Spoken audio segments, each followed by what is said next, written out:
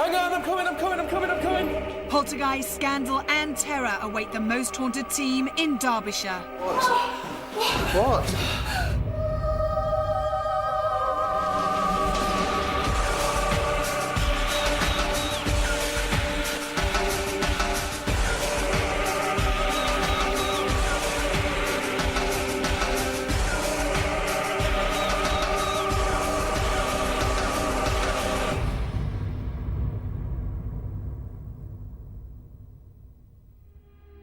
Hello and welcome to Most Haunted. This week we've returned to the infamous Elvaston Castle in Derby.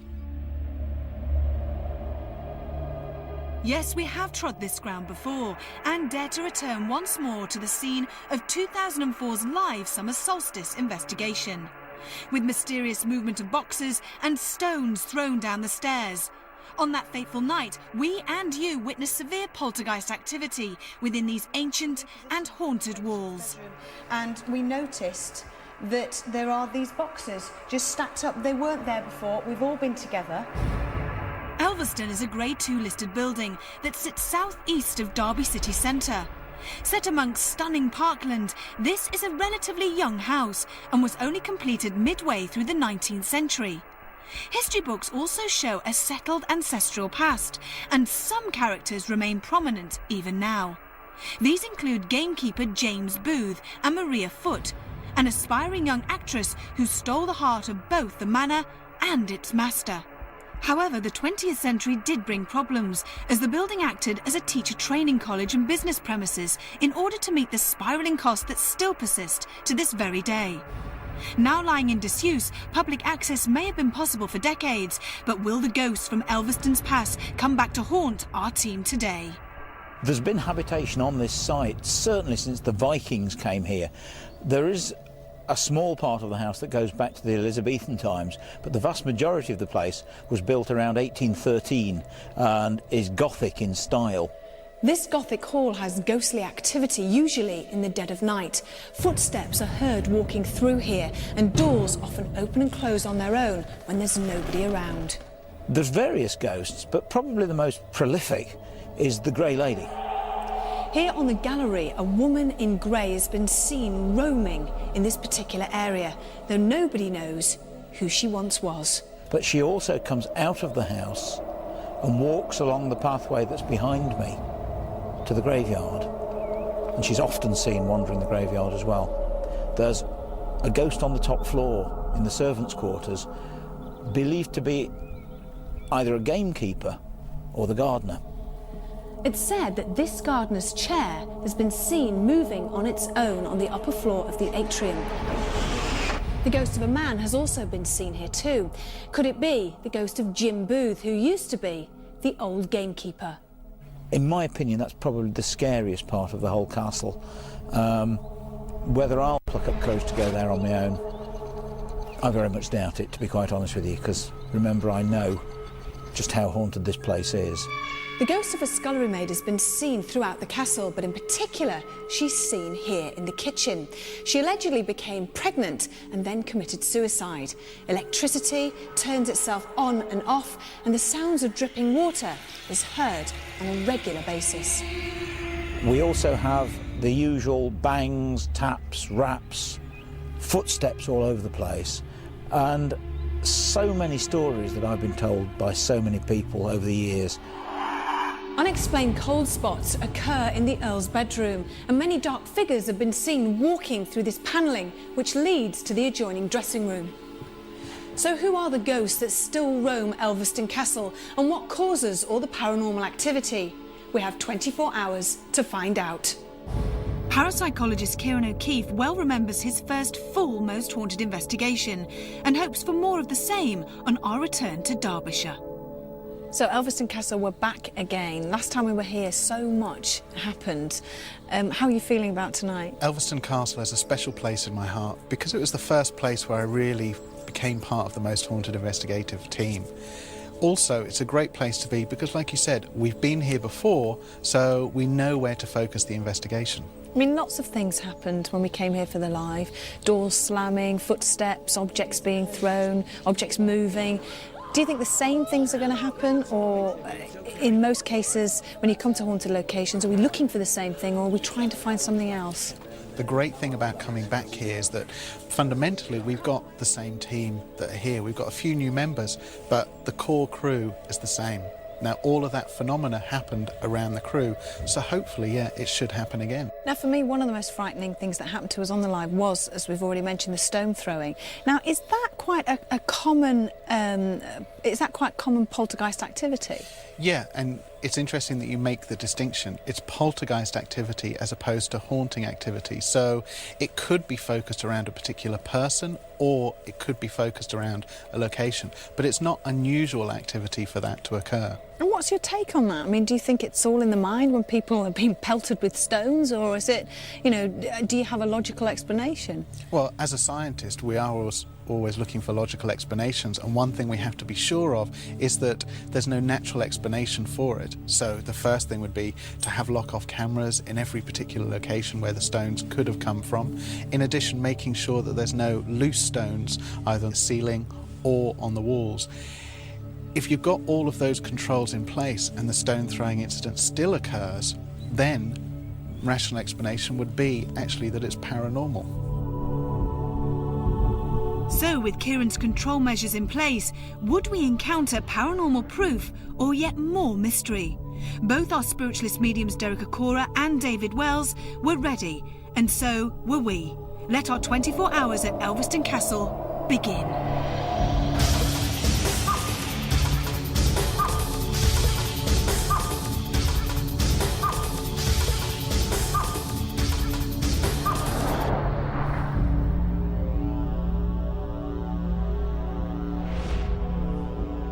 Since we've entered this area here, I feel like this swirling sensation that's come around us and of movement. So I feel that we have got an active, if not more than one active individual spirit that's in this very, very big building castle. And we most definitely, from word go, are being listened to, and we're certainly getting watched. You know, also what I get here coming from, this is from the residual as well. I feel as if I've got a feeling with a group of people who have got like a common purpose, like a brotherhood. Right.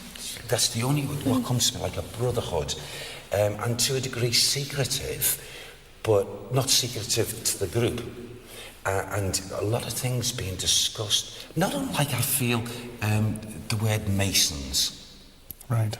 Like so that, like like a secret Masonic. society, yes. Yeah. I feel the place is absolutely stunningly steep with residual energy and of differences. But I feel in this area itself, I feel as if we're getting these noises. And if a person was coming in, they may hear something like clink, bang, and then most definitely like sometimes clink, Right. you know, like that. Right. The active spirits that Derek has associated with the secretive Masonic Brotherhood may well point towards the reputed involvement of some former landowners with the southern-based Hellfire Club that featured in a previous Most Haunted investigation.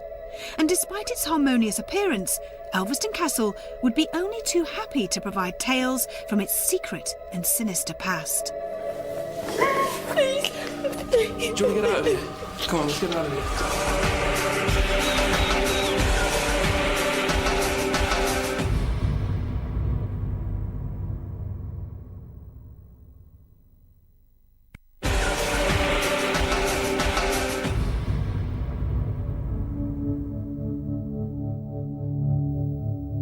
Derbyshire has provided Most Haunted and its viewers with many eerie accounts over the past 6 series. And today we've returned to one of the most puzzling properties ever to be investigated, Elvaston Castle. But this hidden gem conceals far more than we first thought, alluding to the property's part in a secret, even sleazy past. But would such shameful associations still exist as we move upstairs? Does anything come into you as you come in here? Well, coming through, even going into that other room, although we've not yet walked into it, it's residual. Reams and reams. What I want to do, take over from the energies, as to laugh talk, be in a very jovial sort of atmosphere here. And that atmosphere seems to be like coming out, and it's like people would sit here and walk through into this particular room here. It's like as if, the only way I can describe it, it's like from the residual energy, people sitting round, talking, jovial, laughter, mixture of everything, laughter.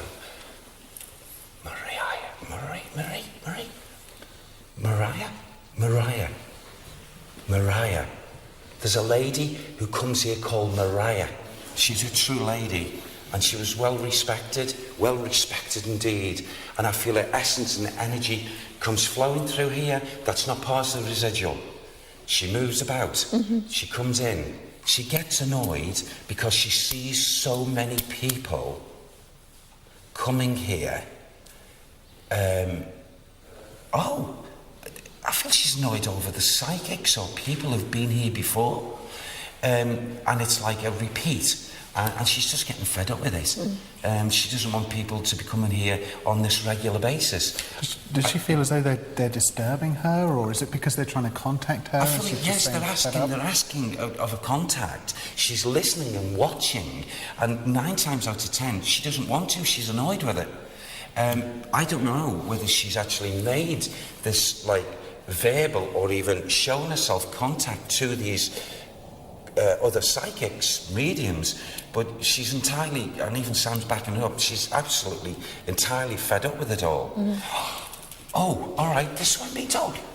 She's annoyed because they annoy not just her, but they annoy the 2 little ones that are in this building. There's 2 spirit children, 2 little ones. One is most definitely a boy, and the boy gets disturbed. Is there the other one a girl child? Yes. The building that we see today may occasionally open its doors to the public, but for one active but reclusive female, this is a far from welcome disruption. Perhaps further clues to her identity may lie in the Earl's bedroom. The first feelings that come to me here is if I just want to feel as if I want to come in, relax and unwind, and just like, you know, rest. So, has this been a bedroom area, you see? And it's like me saying as if I want to rest. She certainly comes in here, whether she belongs here or has had experience of being here, of sleeping or what have you. And I get, there's other areas, but she moves about, this lady. She moves about. She is not static. Right. But I want to say bedroom, but in here also, I want to go as if I'm getting a feeling of, and this is not down to the lady, a feeling of movement, separate movement. I feel that has something to do, this phenomena, this spirit energy, dark spirit energy, is probably born out of a person who's actually lived at some point in time here, has lost their life, and would be a person that was in... Oh, thanks, Sam. Thank you. Bless you. This soul who's done something despicable here in this castle, and has not really found peace since leaving the physical body. And it's like a replay of coming around. It hasn't really moved on. Right. So we have got one at this moment in time that I can virtually, well, as far as I'm concerned as a medium, can guarantee has not moved on, and probably needs to be contacted, talked to try and help them move on. Right. Any idea why have they done something? Yes, they've done something. He's What, done something murder despicable. Right. Is there a surname with Mariah? Sam, can you help me with this? Okay, Mariah Harrington. Mariah Harrington. Okay. She's a good soul. She's not a bad soul, but I feel she's got this pent up, even to this present day, annoyance. Elvaston may hold many memories for the kindred spirits that once called it home. But what was the despicable act that also exists in the castle's residual energy? A move to the kitchen would hold an answer. It does appear to be like a kitchen, large kitchen. Yeah. And I feel at some point it was a place where food, because as we walked in, coming from the residual energy, there's most definitely this like busyness in here, also fragrances of food. However, move that aside, I get this like depth of unease. Here, something very bad has happened, and To a male or to a female or to a group? To a female, and I feel a young woman that would be quite simply violated, raped, and then feeling this like hopelessness, and then suddenly finding that she's in a demise, she's in a situation where maybe she realised she'd become pregnant.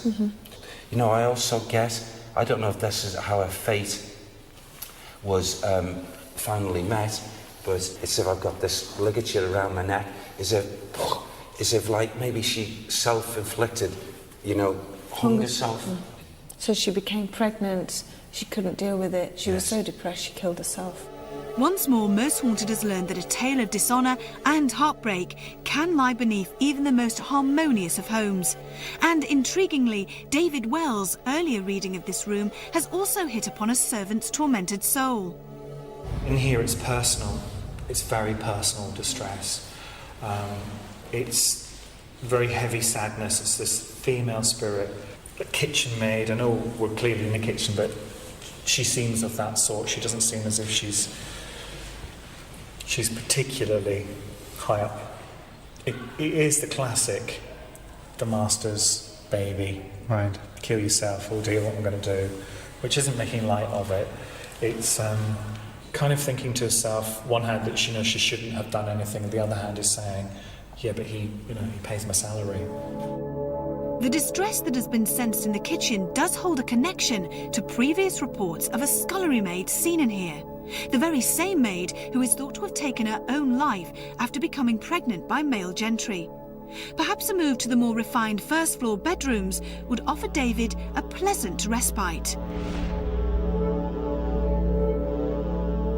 In here, I have movement of an astral, but it's either he's either cloaking himself, it's a male, or it may be a robed figure, so a monk or a priest of some sort, and he's walking through towards that room here. But he's in it's almost like a brown robe, or a very dark brown robe. And what is particularly interesting for me with this one, he's very silent. There is nothing from him at all. It's almost like it's just a shape, then he moves. And that would be the same in terms of the experiences that people have? They wouldn't hear anything from him? Yeah, I think that's what they're trying to relay to me, that he's not turning towards me. I'm trying to get in there to see if there's a face or what I'm looking at here. But there's nothing, it's completely silent, absolutely, and that's something that's important about it. Right. It's very still, the astral itself is very still, and it's almost like he's a through walls job. Why do you think he's connected to this particular room and this area? And he is this area, right, it is just this area. When I ask that question, I get the word back at me as guardianship. There's guardianship. Now, it seems like it's guardianship of an individual. So it's an individual guardianship. So it's not the house, not the space, it seems like he's protecting one person, and I don't know who that is. We may find later on. Any names of this man? There's nothing from him. He is completely flat. There is nothing from him. I can't get anything other than he's male, this cloak, and just this silence as he moves. So, in exactly the same room where Derek later pointed to a secretive brotherhood, we've now heard David's sensory image of a monk. And is this cloaked figure guarding the secrets that eventually forced the notorious 18th century organisation underground? But as we soon realised, David's link to this man didn't end here. I think he's And it is awkward as well because he's got a door. There's a door there. Do you know what I mean? He would go, surely he would go towards the door, but he's coming through the panelling.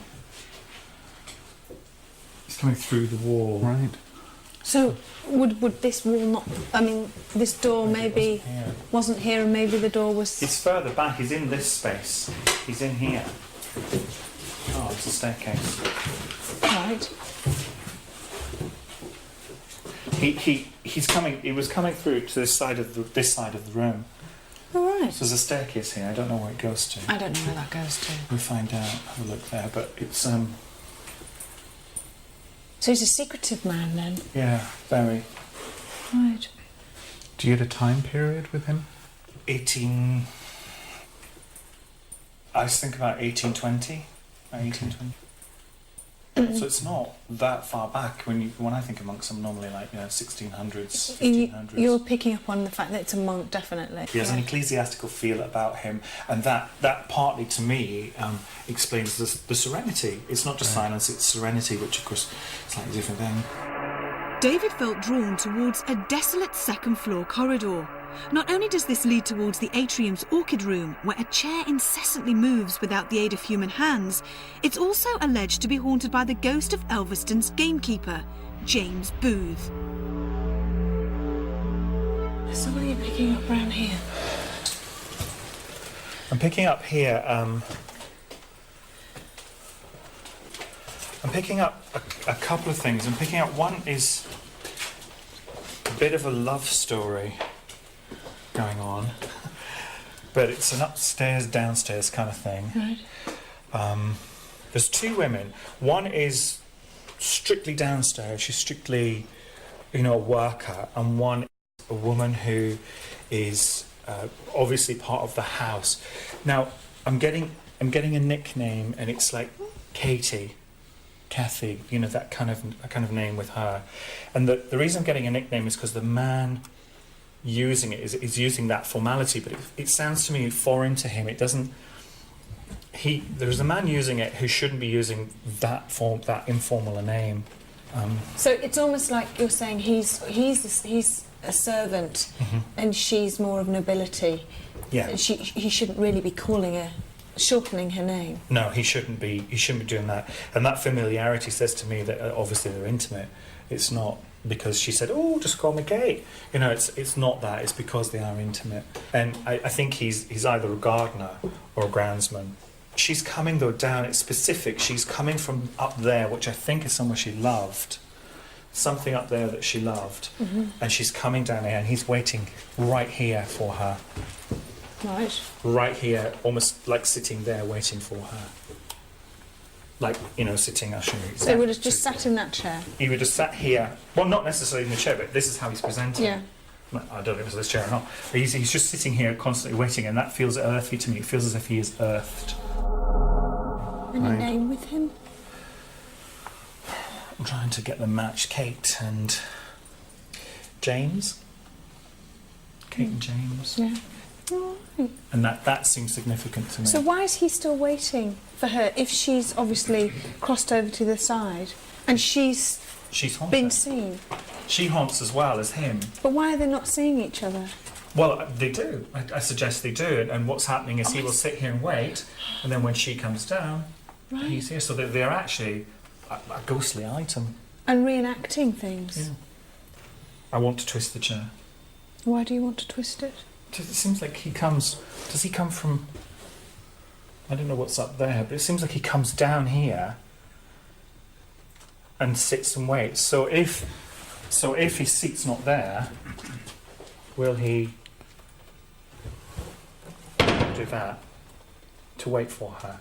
Right. Do you know what I mean? It's kind of like if I put that there, he'd move it to sit and watch and look at her. So it almost needs the chair, if we want anything, say for instance like the chair to move, we need to put it to one side. We need to put it where he can't see up that alley, so he can't like that, so he cannot see there. It's this view that's crucial to him. Our investigations all too often encounter murder and malice, but on the whole, David has found this Derbyshire home to be guilty of nothing more than serenity, solace, and now love and passion. But we do know of a distress that still haunts these floors, and Elvaston would be only too happy to share that emotion with an unfortunate few. Wiggs, Yeah? there's noises down here. Hang on.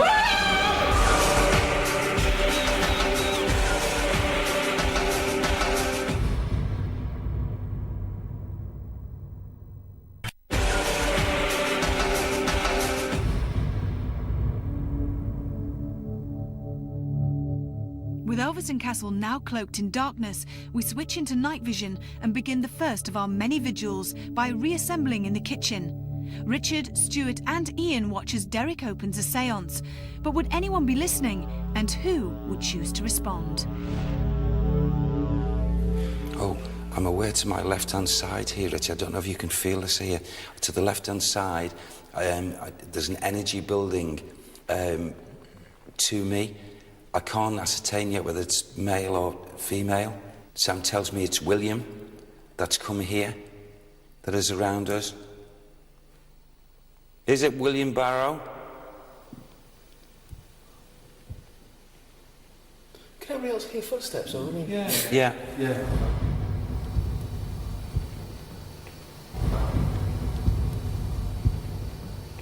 Do you feel that they're here? Do you feel they are around you? I feel that there's been an energy, and I feel that could be that particular man. There's also, you know, I'm starting to become aware, it's only mild, it's not strong, but starting to become aware of a woman's energy that's come in as well. Mariah Foot, is that you? Knock, please. Oh, come yes. on. Mariah Foot, is that how we pronounce your name? Yes. Okay, I'm supposed to tell the circle Mariah Foot is angry. She doesn't want John Peterson here. John Peterson's here. Mariah, is that correct, what my guide has told me? Can you indicate as you were doing early? Was that a noise again? That was two. Sounded like over at the table. Was that a noise again? That was two. Was that a noise again? That was two. Whoever's in the room with us now, whatever spirit is here, if there is someone with us, please tap now. Who was that? That was one. Whoever's in the room with us, please tap again now to let us know that you are really communicating with us. There's two. There's two. That was at the back of Stuart. There's two. There's two. Mariah Foot, the lady that we believe possibly haunts this place, the grey lady, is it you that's in here with us now? You're going all the time. You hear that? Yeah.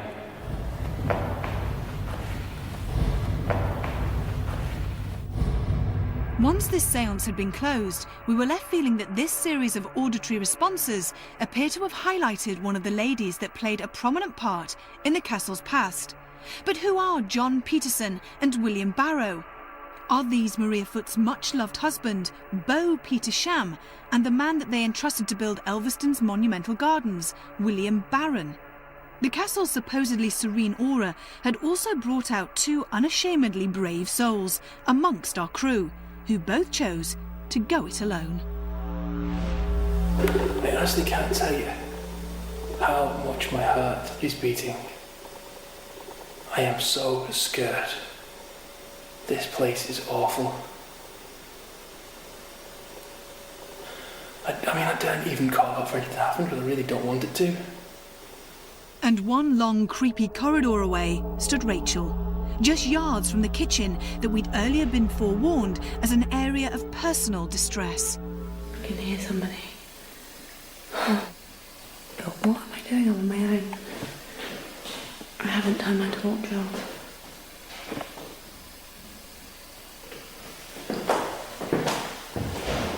Is there anyone up here on this floor with me?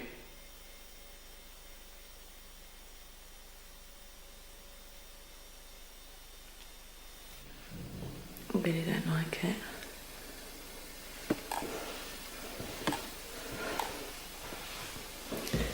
Why didn't I pay attention? My arm's aching.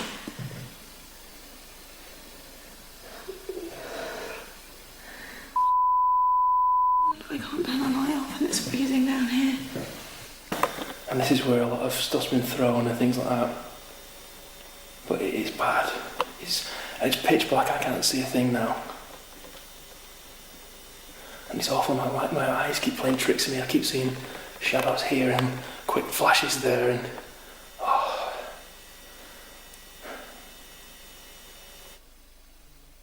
I can hear Wigan. Can I hear Wigan? Hello?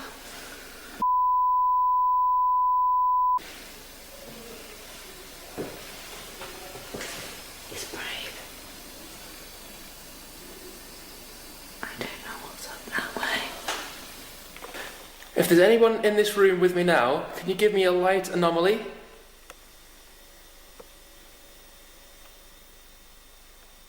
Or a sound? Hello? Rage? Wiggs? Yeah? There's noises down here. Hang on. Rage! Rage! Wigan, please! Where are you? Taking Rage! Rage, where are you? Wigan, somebody's taking the... Where are you? Hang on, I'm coming! Wigan. So I think somebody's taking the piss. Somebody's taking the piss. Whoa, sorry. Do you want to get out of here? Come on, let's get out of here. Come on, let's go. Come on, let's just get out of here. What's up? I heard the door bang. Just as I was walking, I stood here and I heard dripping down there. And then I heard the door bang somewhere along the end. And I stood there. And I said hello. Because I heard the door bang and said hello. And then I heard something go like that, really loud, really.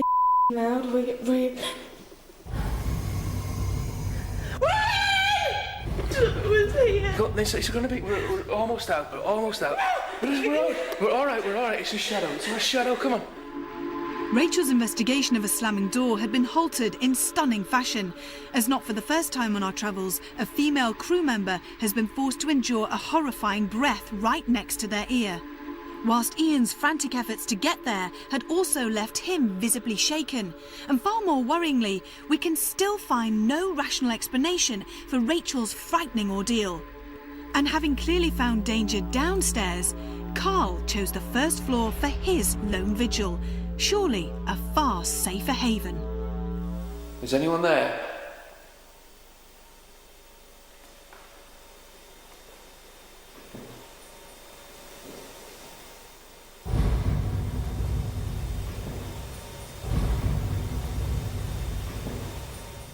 Is there any spirit entity in this room with me?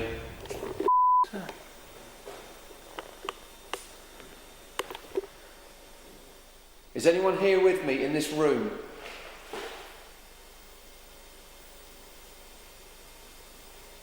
I just heard some noises. Shit. With the morning room offering several peripheral sounds, Carl follows their likely source across the landing and into her ladyship's bedroom. Is anyone here?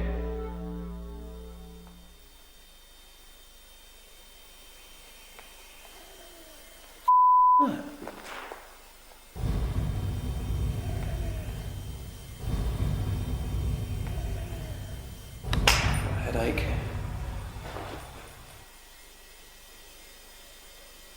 Shit.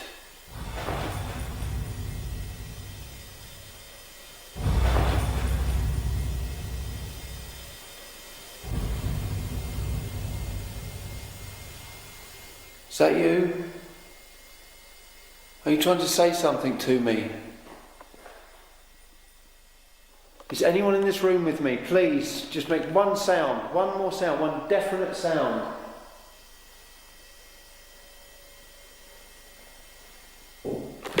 Shit! That came from over here.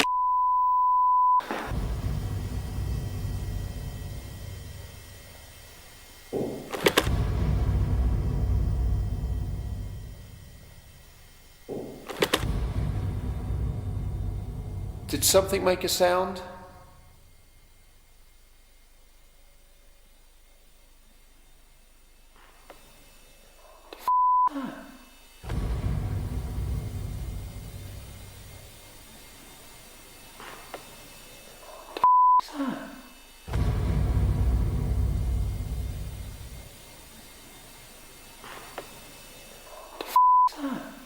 It's coming from over here.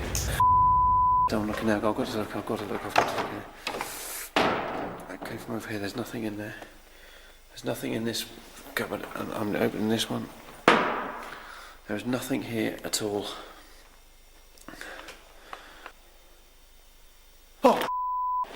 Shit! Something just touched me. That's me.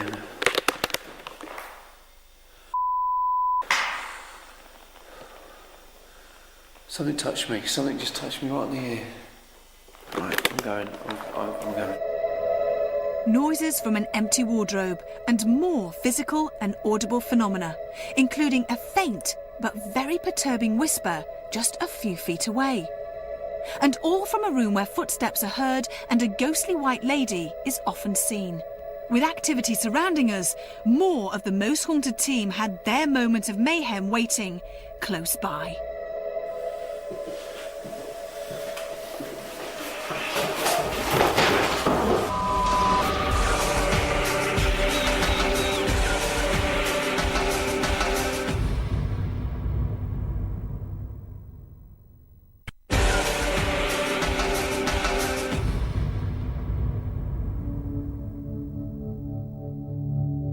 Most Haunted are finding their return to Derby's Elvaston Castle every bit as daunting as their first investigation in 2004. And although the areas of activity are coinciding with past experience, we do seem to be receiving far more direct methods of paranormal communication, with Rachel, Ian and Carl already being tonight's unsuspecting victims. But still, we wanted more. So Kieran and I joined David, whose earlier readings still seemed to be playing on his mind. After all, it was here that he discovered a concealed staircase, as well as a monk who walks through walls. You right, David? Yeah. You're very nervous. You feel nervous? I feel a bit nervous here, yeah. Why? I don't know, I just feel... This hooded thing, I don't like astrals I can't get a grip on. I don't mind if they're nasty or where I can get a measure of them, you know? Where does that go through the door? Goes up the staircase, doesn't it? Yeah, to a small derelict. What looks as though it might have been a bedroom. So it's a secret room. Should we go up and It's not so secret. Have a explore? An explore. Yeah. Let's explore.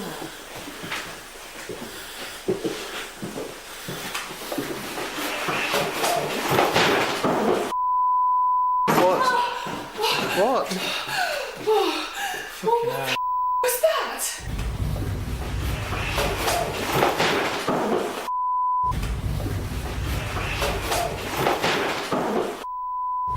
You're right.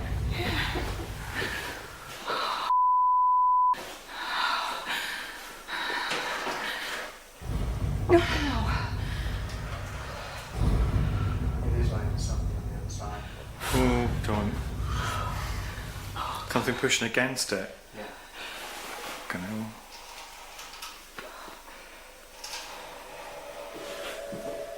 Each of us was individually disturbed by this quick succession of events. Another hideous breath that was far too close for comfort. A sudden and shocking sound that emanated from the entrance to a concealed staircase.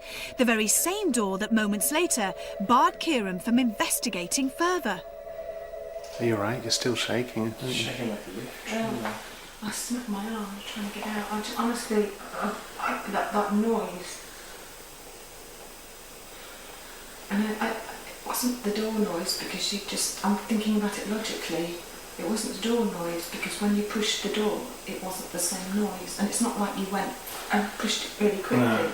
It was a...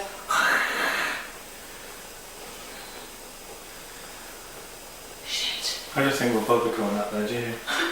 Do you not want to? Not really. No? I don't mind. But if the two of you, yeah, if you're that... Yeah, come on. Yeah, we do. Everyone at home will be going, go up there, won't they? Where does it go up there? That goes up back round to the atrium. Alright. There's that room in there. Get a grip. It looks like a little bedroom or something. It's a dodgy floor there over in that corner.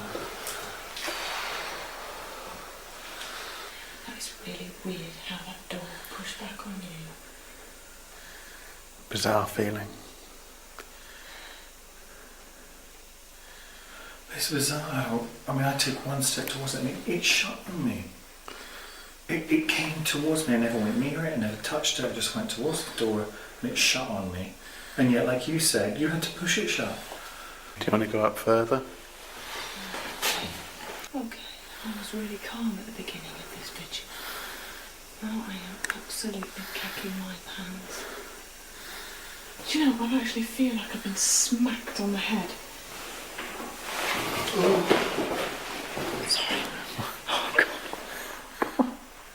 Where did that come from? Over here. Should we go off into another room? God, yeah.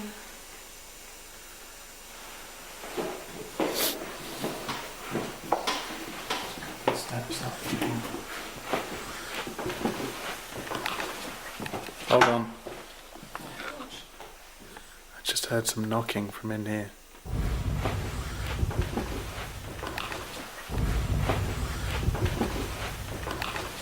I was just seeing if it's the floor. Hold on.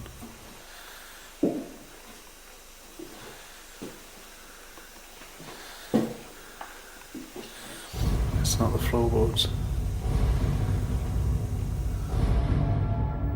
A check on the chair near to the atrium may not have added to our evidence, but how can we be disappointed at what once again Elvaston Castle has thrown our way?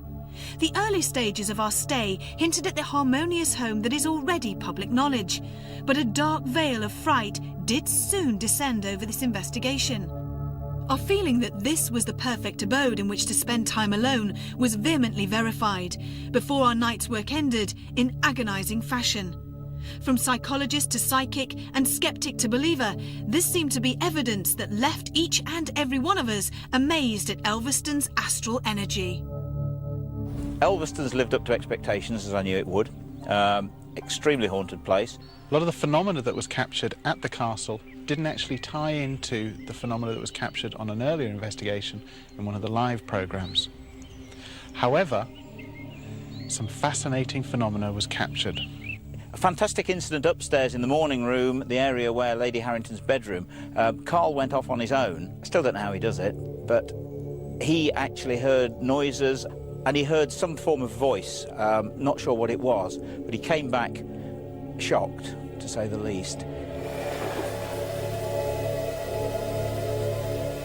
Where the morning, there are other adjacent rooms, and we can't be 100% certain that there weren't other people in those rooms.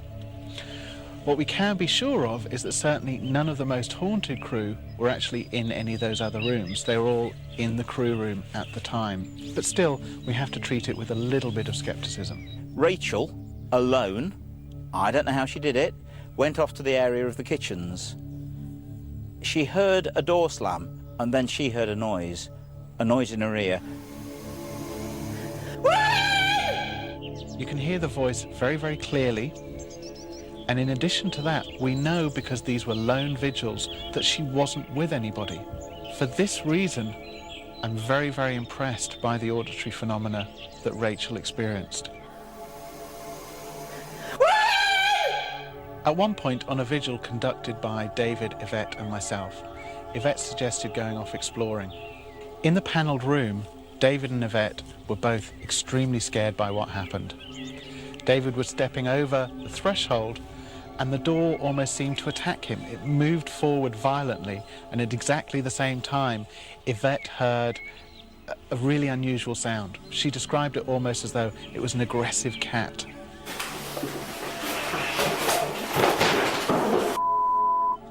In terms of the door moving, I tested the door and it appeared as though somebody was behind it, pushing it back at me.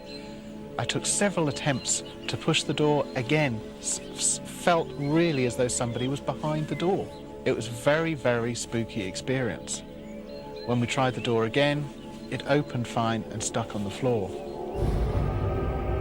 Just one of the many mysteries that we leave behind at Elvaston Castle, and a 24-hour investigation that provided us with both peace and panic. Until next time, sleep tight.